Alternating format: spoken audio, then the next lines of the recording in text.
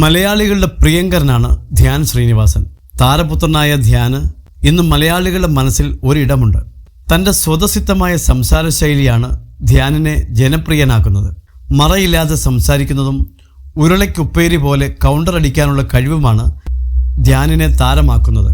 അതുകൊണ്ട് തന്നെ ധ്യാനിൻ്റെ അഭിമുഖങ്ങൾക്ക് ഒരുപാട് ആരാധകരുണ്ട്. ഇപ്പോഴിതാ തൻ്റെ അച്ഛൻ ശ്രീനിവാസൻ്റെ സ്ഥലം വിറ്റ് തൻ്റെ സിനിമയുടെ നിർമ്മാണം പൂർത്തിയാക്കേണ്ടി വന്നതിനെക്കുറിച്ച് സംസാരിക്കുകയാണ് ധ്യാൻ. ഫ്ലവേഴ്സ് ചാനലിലെ 1 കോടി വിത്ത് കോമഡി എന്ന പരിപാടിയിൽ അതിഥിയായി എത്തിയതായിരുന്നു ധ്യാൻ. താൻ സംവിധാനം ചെയ്ത ലവ് ആക്ഷൻ ഡ്രാമ എന്ന സിനിമയുടെ ചിത്രീകരണത്തിന് ഇടയുണ്ടായ സാമ്പത്തിക പ്രശ്നത്തെക്കുറിച്ച് സംസാരിക്കുകയായിരുന്നു ധ്യാൻ. അച്ഛന് ചെന്നൈയിൽ ഭൂമിയുണ്ടായിരുന്നു. പിന്നീട് താമസം ഇങ്ങോട്ട് മാറ്റി. അങ്ങനെ ആ സ്ഥലം വിൽക്കാമെന്ന് തീരുമാനിച്ചു. അങ്ങനെ ആ സ്ഥലം കച്ചവടമായി നിൽക്കുന്ന സമയമാണ്. അപ്പോൾ ലവ് ആക്ഷൻ ഡ്രാമയുടെ തിരക്കിലായിരുന്നു. സാമ്പത്തികമായി ടൈറ്റിലായിരുന്നു. ഞങ്ങൾ തന്നെയാണ് നിർമ്മിക്കുന്നതും. ഞാനും വിശാഖും ഇങ്ങനെ എവിടുന്ന് പൈസ ഉണ്ടാക്കുമെന്ന് ആലോചിച്ചുകൊണ്ടിരിക്കുകയാണ്.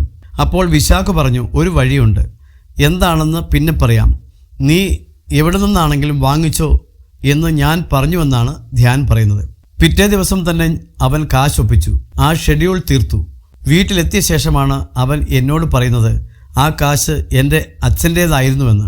ആ പുരയിടം വിറ്റ കാശിനാണ് ഞങ്ങൾ കടം വീട്ടിയത്. ചെറിയ കാര്യമല്ല, അത് അഭിനയിക്കാൻ വന്നതാണ്. അദ്ദേഹത്തിൻ്റെ കാശ് വാങ്ങിയിട്ടാണ് സെറ്റിൽ ചെയ്യുന്നത്. ചിലപ്പോൾ ഞാനായിരുന്നു കാശ് ചോദിച്ചിരുന്നു എങ്കിൽ അന്നത് കിട്ടില്ലായിരുന്നു എന്നും ധ്യാൻ പറയുന്നു. രസകരമായ അനുഭവങ്ങളും താരം പങ്കുവയ്ക്കുന്നുണ്ട്. ഒരു മാളിൽ ഷൂട്ടുണ്ടായിരുന്നു. അജു ഭയങ്കര ടെൻഷനിലാണ്. അഭിനയിക്കുന്നുമുണ്ട്, നിർമ്മാതാവുമാണ്. ഭയങ്കര സ്ട്രെസ്സാണ്. രാത്രിയൊക്കെ ആകുമ്പോൾ എന്തു ചെയ്യണം എന്നറിയാത്ത അവസ്ഥ. മാളിൽ മസാജ് ചെയ്യുന്ന ചെയർ ഉണ്ടായിരുന്നു. മണിക്കൂറിന് 300-400 ആണ്.